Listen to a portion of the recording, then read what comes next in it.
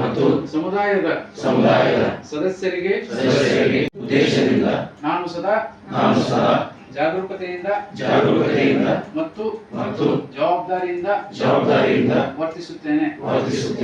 ನಾನು ಯಾವುದೇ ಮಾದಕ ವಸ್ತುಗಳ ಬಳಕೆಯಾಗದಂತೆ ಗಮನ ನೀಡುತ್ತೇನೆ ಮತ್ತು ಬಳಕೆಯ ವಿರುದ್ಧ ಧೈರ್ಯವಾಗಿ ನಿಂತುಕೊಳ್ಳುತ್ತೇನೆ.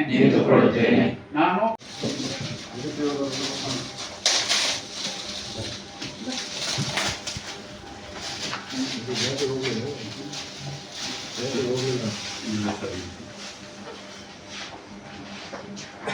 ಇದು ಮಾದಕ ವಸ್ತುಗಳ ಸೇವನೆ ಮತ್ತು ವ್ಯಸನದಿಂದ ಉಂಟಾಗುವ ದೌರ್ಜನ್ಯ, ಗೃಹ ಹಿಂಸೆ ಮತ್ತು ಸಾಮಾಜಿಕ ದುಷ್ಪರಿಣಾಮಗಳ ಬಗ್ಗೆ ಸಮಗ್ರ ಜಾಗೃತಿ ಮೂಡಿಸಲು ಮಾದಕ ಮುಕ್ತ ಕರ್ನಾಟಕ ಅಭಿಯಾನವನ್ನು ಆಗಸ್ಟ್ ಮತ್ತು ಸೆಪ್ಟೆಂಬರ್